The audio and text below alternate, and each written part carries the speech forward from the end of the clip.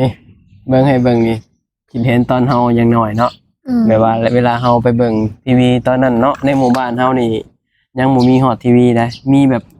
บบว่าบ่กี่คนเนาะที่มีทีวีฉันอยากเบิ่งเลยเนาะเบาถึงภาพในคนก็ถึงจนเจ้าของยังน้อยที่แบบคนเราสิเบิ่งละครไทยหรือว่าหนังไทยตั้งแต่สมัยใดมาเนาะมันก็ดาวเทียมมันน่าจะขี้แหละส่วนหลายสิเบิ่งแต่จากช่องไทยทั้งนั้นนะเวลาเบิ่งไปเบิ่งมาอะไรแบบพัดลมมันมีลมเนาะมันมาหมุนไปสินะมันเห็นให้สัญญาณไปจูดเวลาเขาเห็นให้มันเห็นให้สัญญาณหายจูดแบบมัวเบิ่งบ่ได้นะสบายดีสวัสดีครับผมวันนี้เฮาก็สิมาเว้าเล่าเรื่องสมัยตอนยังน้อยพี่น้องสมัยตอนยังน้อยย้อนไปก็ประมาณเกือบ30 ปีได้เนาะโอ้มันก็นานเลยพี่น้องเนาะคือเมื่อก่อนตอนยังน้อยนี่ชีวิตวัยเด็กเฮานี่อยากเบิ่งทีวีหรือว่าอยากเบิ่งละครไทยแห้งอะไรพี่น้องเนาะแบบคือแบบว่าในหมู่บ้านนี่มันสิบ่ค่อยมีคนแบบมีทีวีมัน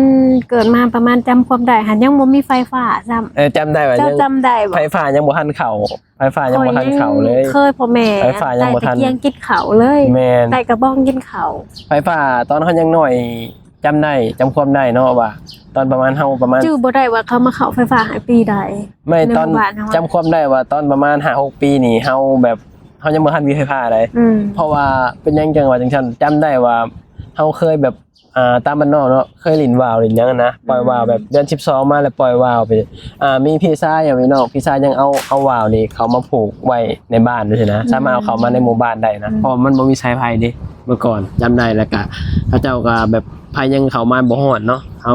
ว่าบ้านในหมู่บ้านเฮาก็สิเซาลีกแน่นะไผก็เขามาซ่านะจำได้ว่ายังบ่ทันมีไฟฟ้า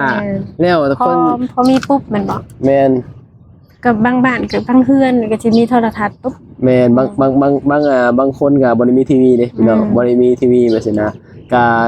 นับครอบครัวได้นะนับครัวเฮือนได้แม่นับครอบครัวได้ว่าบางครอบครัวก็บ่ได้มีแบบนี้คือแถวเฮานี่ก็บ่ได้มีแบบนี้ต้องไปหาเบิ่งมันสิมีเฮือนของอันญาติข้างๆเขาจะมีเฮือนโทรทัศน์เฮือนป้าสิมี2คนเนาะป้าแล้วก็สิมีโทรทัศน์จำได้บ่โทรทัศน์ขาวดำหาที่มันเป็นจออ้วนๆตูนน่ะบ่แม่นจอแบนคือมือนี่ได้คนตูนน่ะมีแบบนับบ้านได้พี่น้องเพราะว่ามันบ่ได้มีกันทุกบ้านไปซี่เนาะมันนับบ้านได้บางบ้านก็แบบว่ามีแต่ว่าแบบมันคือจังได๋มันบ่ได้ชัดเนาะบางทีเฮาเบิ่งมันก็แบบว่าสัญญาณมันก็บ่ค่อยดีไปซี่นะแล้วมันก็มีเสาสัญญาณมันแบบใช้ไม้ไผ่ขึ้นไปสัญญาณเพิ่นก็สิเป็นแบบเป็นกลางป่าหั่นน่ะเป็นแผงสัญญาณได้ดาดฟ้าได้ของเฮาก็มีเนาะได้ของฝากแม่นบ้านเฮาแผงโทรทัศน์แม่นเอาโทรทัศน์ว่าไงคือแบบอันรับสัญญาณบ่แผงโทรทัศน์รับสัญญาณ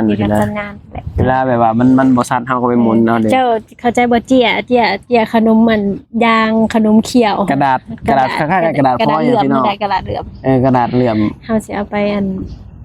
จูนมันทะเลแบบใส่สายเอาไปใส่สายมันหลายคนก็คงสิเคยบ่ฮู้ว่าเอาไปพันไว้เอาไปพันไว้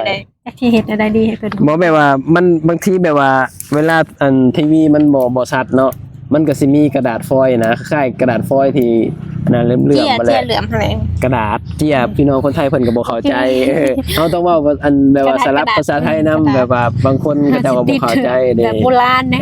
มันลึกโพดนะภาษาบ้านเฮาอ่ะมันลึกมันบางทีแบบพี่ๆคนไทยก็บ่เข้าใจเด้มันเป็นกระดาษแบบกระดาษฟอยล์แบบใสๆอันนี้คือสายไพ่พี่น้องสายไพ่นี่ก็สิมาพันไว้เวลาแม่นเวลาทีวีมันบ่ชัดก็แบบเอากระสีตูดไปตูดมามันก็สิชัดแต่บ่ฮู้ว่ามันเกี่ยว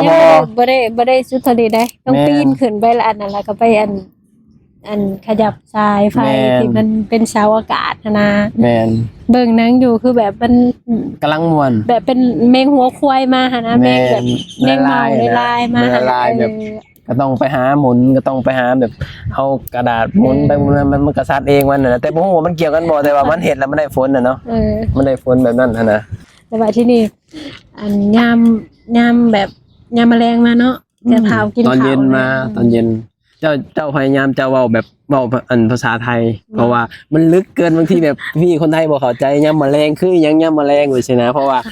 FC เฮาบ่ได้มีแต่คนภาคอีสานว่าซี่เด้ก็มีคนภาคกลางนำนี่บางทีภาคกลางเขาเจ้าสิบ่ฮู้ ว่าไว้หิวเขาเลยนี่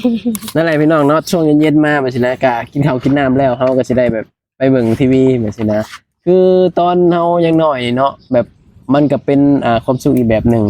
แบบว่าตอนเฮายังน้อยแบบว่าตอนบ่มีไฟฟ้ามันก็มีความสุขอีกแบบหนึ่งช่วงเมื่อบ่ทันมีไฟฟ้านี่เฮาก็ต้องพารีบกินข้าวเพราะว่ามันสิบ่ค่อยเห็นมันสิบ่ค่อยเห็นเลยแล้วก็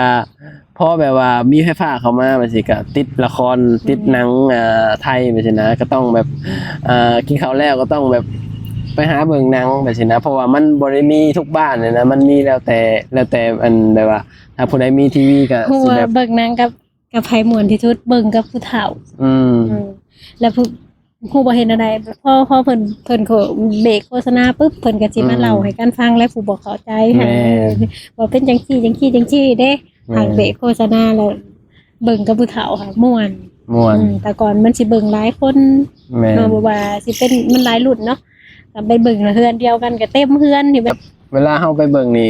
ปากบ่ได้เด้พี่น้องเนาะ ปากบ่ได้เพราะว่าเจ้าของหน่วยบ้านเขาสิปิดทีวีแบบนี้นะแล้วก็บ้านใดที่มีทีวีเนาะบ้านใดที่มีทีวีก็ห้ามมีเรื่องกับลูกคนที่แบบว่าบ้านคนที่มีทีวีแบบนี้นะบ่มีเรื่องกับเขาบ่ได้เพราะว่าเขาชื่อบ่ให้เบิ่งเขาชื่อบ่ให้เบิ่งหนังสินะเบิ่งคิดไปคิดมาก็สงสารเจ้าของเลยพี่น้องตอนเฮายังน้อยเนาะอยากเบิ่งแลทีนี้เฮาแบบมีเรื่องกับคนที่แบบบ้านที่เขามีทีวีอยู่แล้วสินะเฮาก็เบิ่งเขาบ่ให้ขึ้นเขาบ่ให้ขึ้นเฮือนน่ะนะเพราะเมื่อก่อนมันเป็นบ้านไม้เนาะส่วนหลายเวลาเฮาแบบเบิ่งหนังเบิ่งหยังเฮาก็ต้องขึ้นไปบ้านเขาสินะสมัยยังเด็กน้อยมันบ่คำได้ผิดกันกับไผผู้นึงเลยค่ะไปเบิ่งหนังเฮือนเขาแม่นลงมาบ่เห็นเกิบมาเจ้าเคยบ่เกิบหายเขาเกิบไปเสื่องรองเท้าหายพี่น้องคือแบบว่าเด็กน้อยเนาะเวลาเฮาบ่ถือกันแบบสิมันก็สิแกล้งกันสินะเขาก็สิเอารองเท้าเฮาไปแอบไว้พี่นะเวลาเฮาขึ้นไปเบิ่งทีวีเอาไปแอบไว้แบบสินะก็นั่นแหละพี่น้องชีวิตตอนยังน้อยเนาะก็ห้ามพิษเถียงหรือว่าห้ามมีเรื่องกับบ้านคนที่แบบว่าเขาเจ้ามีทีวีแบบนี้นะถ้าเกิดว่าเฮาพิษเถียงนี่เฮาก็สิบ่ได้เบิ่งหนังแบบนี้นะเพราะว่าตอนยังน้อยเบิ่งหนังเลยแม่นตอนยังน้อยบ่ฮู้ว่าเป็นหยังแบบมันอยากเบิ่งได้อยากเบิ่งแต่ก่อนมันบ่ได้มีเนาะมันก็ตื่นเต้นเนาะมันก็สิมีโทรทัศน์ทีวีเป็นแบบทีวีแบบว่าจอนูนๆนะแบบจอใหญ่ๆนะเบิ่งสมัยนี้ตี้กันให้สิอยากเบิ่งสมัยนี้บ่มีแล้วก้มใส่หน้าจอไปมามีแต่ผู้เฒ่าเบิ่งละครตอนนี้ส่วนวัยรุ่นนี่เขาเล็กน้อยวัยรุ่นนี่เขาบ่เบิ่งแล้วมีแต่เบิ่งโทรศัพท์แม่นลิ้นโทรศัพท์เบิ่แล้วแต่ว่ามีแต่ผู้เฒ่ายังเบิ่งทีวีอยู่ตอนนี้เนาะอยู่บ้านเฮาก็มีเฒ่าแม่ก็โทรเมื่อก็เบิ่งไปเบิ่งเพื่อนอันใหญ่หนังอยู่เบิ่งละครอยู่แบบนี้นะก็มีแต่ผู้เฒ่าเบิ่งพี่น้องแล้ววัยรุ่นหรือว่าเด็กน้อยซุมื้อนี้เบิ่งโทรศัพท์เบิ่แหละบ่มีคือรุ่นเฮาเนาะรุ่นเฮานี่ม่วนได้แบบโอ้ต่างหน้าต่างตาเบิ่งได้พี่น้องมันมาแล้วมันโฆษณาแล้วมาเบิ่งเงียบแล้วปากบ่ได้ได้ปากเขาเจ้าปิดได้อย่าปากผู้ใดปากนี่ปิดก็จะว่าเงียบแล้วเงียบแล้วแบบเงียบแล้วย่านแบบว่าย่านเขาเจ้าปิดเด้บัดนี้สมมุติว่าบ่พังเขาเจ้าปิดง้อยกันแล้วบัดนี้ก็พากันลงแล้วบัดนี้ถ้าลงมาจากก็ได้บันไดแบบอันไม้ไผ่เด้แม่นลงแล้วก็เขาเปิดบัดนี้เขาเปิดก็เขาก็แอบเปิดเขาแอบเปิดก็ได้ยินอยู่เสียงเขาเปิดนะแต่บ่กล้าขึ้นได้บัดนี้เขาหายเด้เขาบ่ให้เบิ่งก็ง้อยเมื่อเบิ่งแล้วก็แบบคิดมาแล้วก็สงสารเจ้าของอยู่นะอยากเบิ่งเนาะตอนยังน้อยเป็นยังแบบอยากเบิ่งบ่ค่ะเป็นอันกะตะกี้ก็อีคิวซังการ์ตูนก็อีคิวซังแล้วก็อีซังอีกโดเรมอนอีคิวซังเด้แล้วก็อีหยังแหละมีหลายภาคมีหลายอยู่ตอนยังน้อยติดจุดๆค่ะคืออันเปาวุ้นจิ้นค่ะเด้เปาวุ้นจิ้นนะเปาวุ้นจิ้นนี่ก็ถือว่าเป็นใน